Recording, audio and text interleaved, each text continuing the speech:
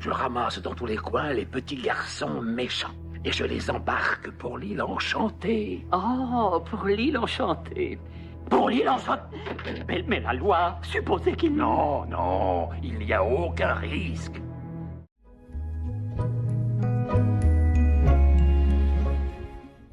Salut tout le monde, j'espère que vous allez tous et toutes très bien.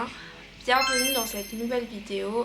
Alors aujourd'hui on va parler de l'affaire qui fait le buzz en ce moment sur internet, qui regroupe des milliardaires, des hommes et des chefs d'État, la famille royale, des stars que vous connaissez très bien, des célébrités.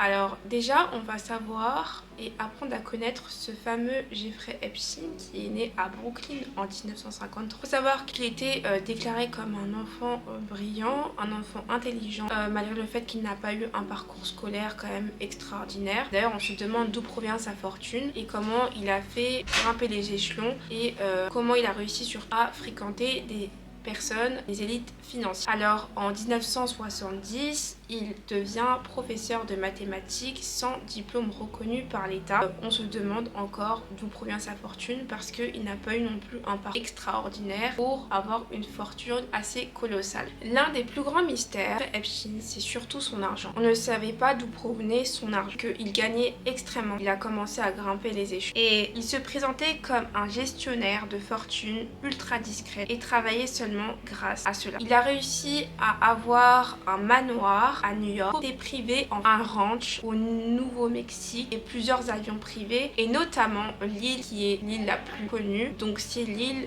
de Saint James, donc qui s'appelle, il y en a qui le nomment d'ailleurs l'île du vice. Maintenant nous allons parler des victimes. En 2008, Jeffrey Epstein a été officiellement inculpé et il a été condamné 13 mois de prison. Profondément touché les victimes parce qu'il se disait que la justice n'avait pas en fait été réellement rendue. Alors en 2019, Jeffrey Epstein a été retrouvé littéralement mort dans sa cellule de prison et beaucoup de spéculations sont venues en disant qu'il est littéralement pas mort, qu'il s'est peut-être enfui parce que comme de par hasard il y aurait des noms qui seraient sortis et là comme de par hasard au moment du procès littéralement il a été retrouvé mort dans sa cellule de prison et aujourd'hui on laisse le dernier espoir à son épouse pour justement que la vérité puisse sortir un jour. Donc faut savoir que Jeffrey Epstein malheureusement il emporte avec lui beaucoup de secrets, et peut-être la clé d'un réseau beaucoup plus vaste, donc voilà. Et il y a beaucoup de personnes qui disent que malheureusement Epstein n'avait pas été surveillé dans sa cellule de prison, que les caméras ne fonctionnaient littéralement pas au moment où il est mort, donc voilà. Et il y en a beaucoup qui se disent comment il a fait pour se suicider et tout, etc.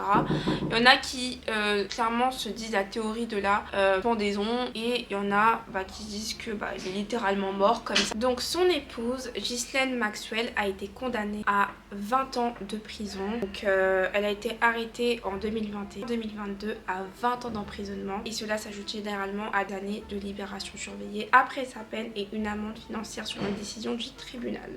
Donc voilà, j'espère que cette vidéo vous a vraiment plu. En tout cas je me suis débrouillée au mieux pour pouvoir prendre les informations, les éléments nécessaires. N'hésitez pas à me faire savoir si vous voulez une partie 2 par rapport à cette affaire. On va la traiter en profondeur. Donc voilà, et moi je vous fais vraiment de très gros bisous. Et on se retrouve pour une prochaine vidéo. Bye.